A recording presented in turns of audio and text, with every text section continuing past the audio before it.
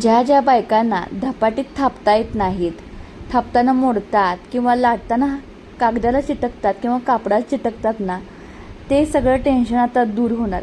कारण की आता ना थापायची ना लाटायची गरज, फक्त बॅटर तयार करायचं आहे आपल्या आंबोळीसारखं आणि धपाटे होणार एक नंबर. 1 वाटी घ्यायचं आपलं ज्वारीचं पीठ, 1 वाटी गव्हाचं पीठ, अर्धी वाटी आहे ते बेसन पीठ आणि 2 चमचे कॉर्नफ्लावर.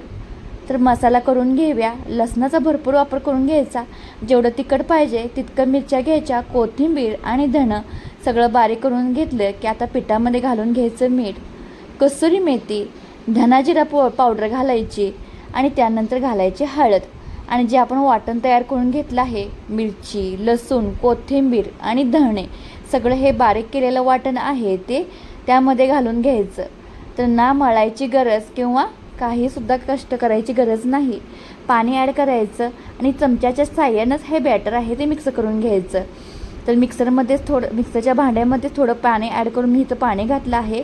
जसं आपण आंबोळीचं पीठ तयार करतो ना, तशाच पद्धतीनं हे पीठ तयार करायचं आहे. तिखटाचा वापर आहे ते तुमच्या आवडीनुसार करायचा. जास्त झणझणीत तुम्हाला धपाटे पाहिजे असेल तर आणि मिरचीचा वापर करा.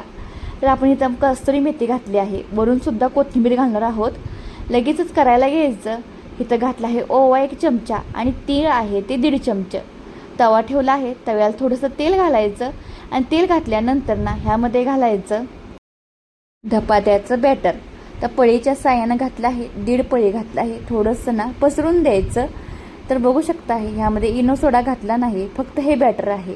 तरीसुद्धा किती छान असं एकदम क्रंची असं हे धपाट तयार होतं. वरून थोडंसं ना कांदा बारीक चिरलेला घालायचा, कोथिंबीर घालायचं आणि बाजूला आहे ती तीळसुद्धा घालायचं. त्यामुळे छान टेस्ट येते.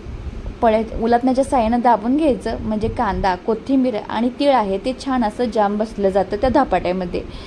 तर तुम्हाला सांगते करायला खूप सोपं आहे आणि चवीला अगदी ना आपण जे धपाटं करतो ना तसंच. तर बाजूच्या कडाना मोकळ्या होण्यासाठी तेल किंवा तुपाचा वापर करायचा आणि हळूवारपणे हा पलटी करून द्यायचा. म्हणजे सगळ्या कढा त्या मोकळ्या करून नंतरच आपण हे धपाटे पलटी मारून घेणार आहोत.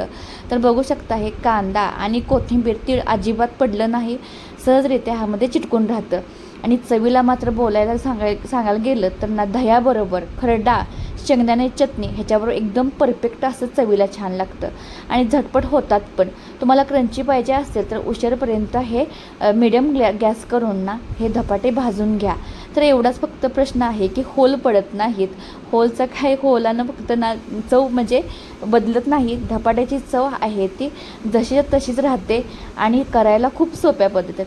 ज्यांना मऊ आवडतात ना त्यांनी मऊ अशा पद्धतीने करून खावा किंवा ज्यांना कुरकुरीत आवडत असेल तर जास्त वेळेला भाजून क्रंची केलं तरीसुद्धा चालतं. हा धपाट्याचा व्हिडिओ तुम्हाला बघायला आवडला असेल तर आपल्या सोनाली किचनला जाता जाता सबस्क्राईब करायला अजिबात विसरू नका. खूप छान चवीला होतात. एकदा ट्राय नक्की करा आणि असंच चॅनल पाहत राहा. धन्यवाद.